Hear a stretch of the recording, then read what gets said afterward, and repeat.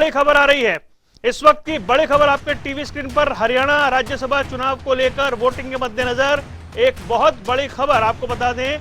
Vote डालने के बाद हरियाणा के मुख्यमंत्री मनोहर लाल ने मीडिया से बात की है और उन्होंने कहा है कि लोकतंत्र के पर्व में हिस्सा लिया है। ये वो तस्वीरें हैं जब हरियाणा के मुख्यमंत्री मनोहर लाल ने राज्यसभा चुनाव को लेकर अपना वोट डाला।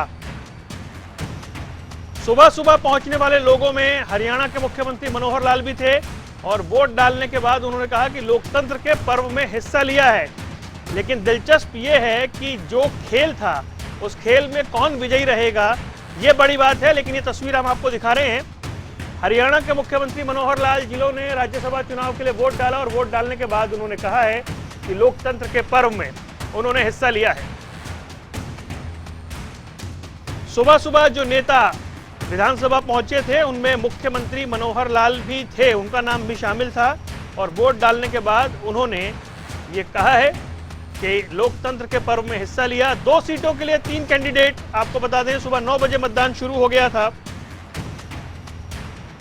और 4 बजे तक वोटिंग होनी है, 5 बजे काउंटिंग होगी और ये अंदाजा मानकर चलिए कि 5:30 बजे रिजल्ट सामने होगा।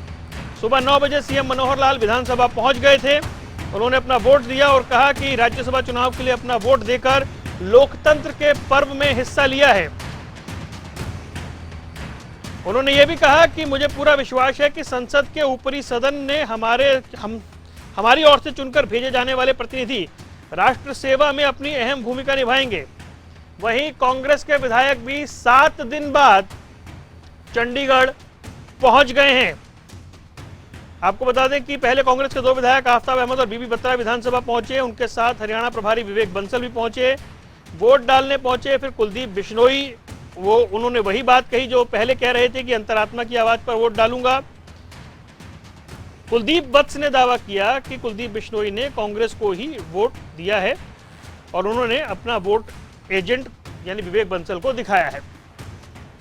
वहीं भाजपा विधायक, जजपा और निर्दलीय विधायक भी 2 बसों में सवार होकर पहुंचे।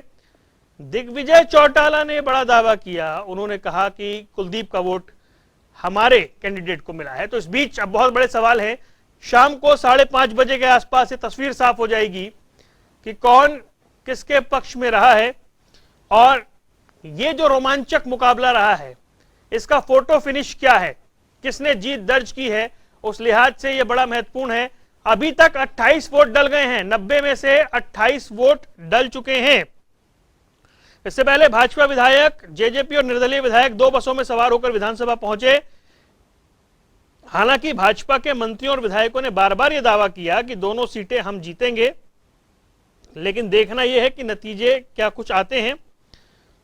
मणिपुर के जो मुख्य चुनाव आयुक्त हैं राजेश अग्रवाल और हरियाणा के सीईओ अनुराग अग्रवाल, इनको पर्यवेक्षक, सेंट्रल ऑब्जर्वर के तौर पर यहां लगाया गया है।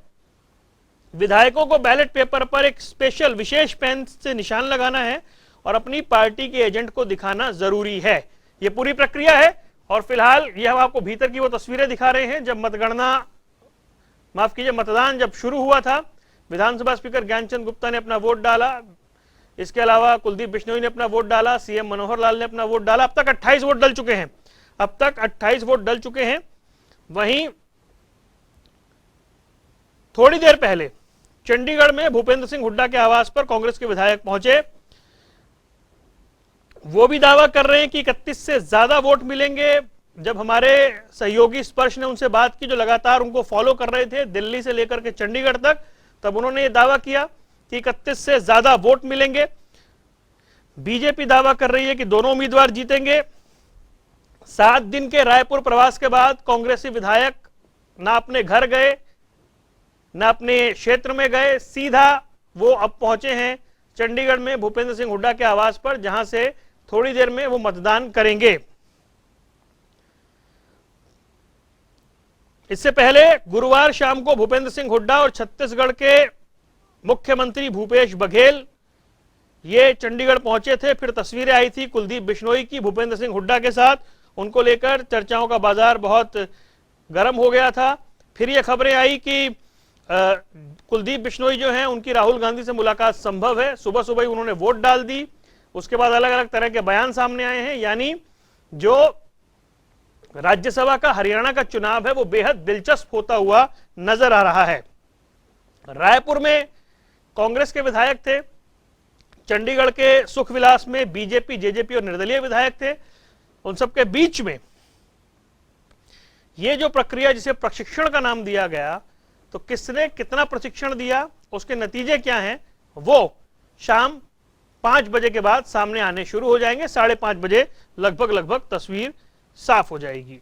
हरियाणा की 2 राज्यसभा सीटों पर 3 नामांकन दाखिल हुए और यही वजह है कि यहां पर चुनाव इस वक्त चल रहा है। बीजेपी से कृष्णलाल पंवार, कांग्रेस से अजय माकन और निर्दलीय उम्मीदवार के तौर पर कार्तिकेय शर्मा चुनावी मैदान में है।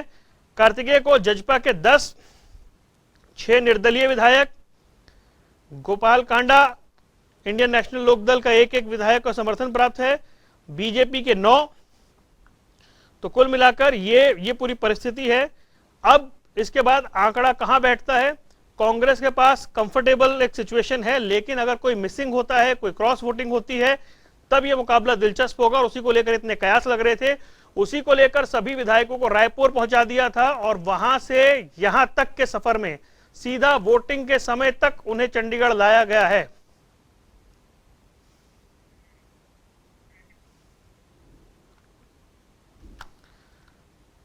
तो यह हम आपको जानकारी दे रहे हैं और अंदर की तस्वीरें भी आपको दिखा रहे हैं जहां पर वोटिंग चल रही है।